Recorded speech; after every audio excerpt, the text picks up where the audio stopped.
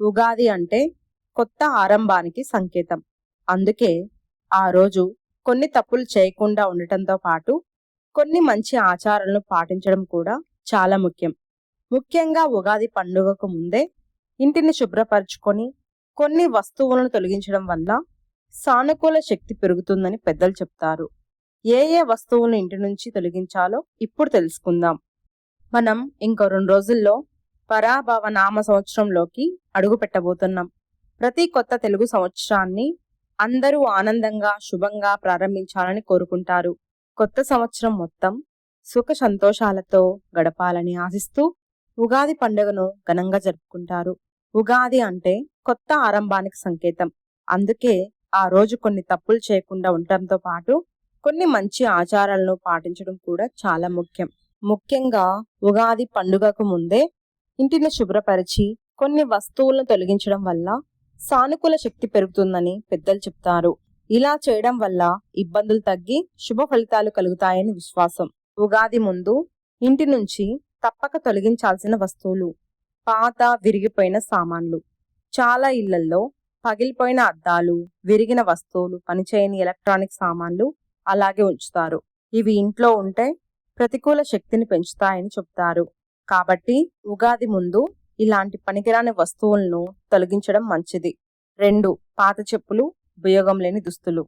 ఇంట్లో ఉపయోగం లేని చెప్పులు, సరిపోని దుస్తులు, పాత వస్తువులు ఎక్కువగా ఉండడం వల్ల స్థలం వృధా అవుతుంది. అంతేకాకుండా ఇవి ప్రతికూలతను కూడా పెంచుతాయని నమ్మకం. కాబట్టి అవసరం లేని వాటిని తొలగించడం మంచిది.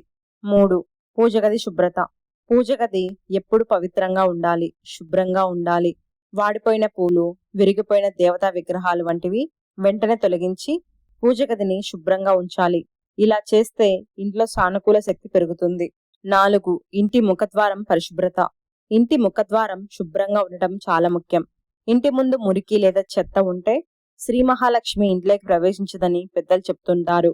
కాబట్టి ఉగాది సందర్భంగా మామిడి తోరణాలు కట్టి ముగ్గులు వేసి ఇంటి ముందు భాగాన్ని అందంగా అలంకరించాలి.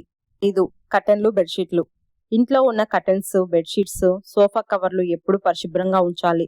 మురికిగా ఉంటే ఇంటి వాతావరణం కూడా ప్రతికూలంగా మారుతుంది.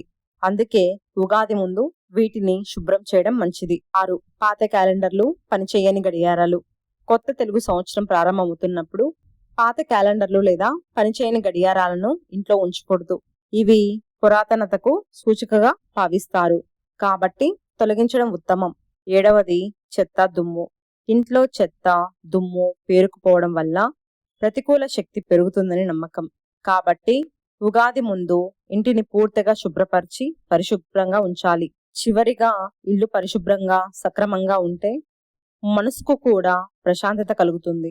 ఉగాది ముందు ఇంటిని శుభ్రం చేసి ఈ చిన్న చిన్న ఆచారాలను పాటిస్తే కొత్త తెలుగు సంవత్సరం సంతోషంగా శుభంగా ప్రారంభమవుతుందని విశ్వాసం. ఇలా చేస్తే ఇంట్లో సానుకూల శక్తి పెరిగి సుఖ సంతోషాలు నిండుతాయని పెద్దలు చెప్తారు.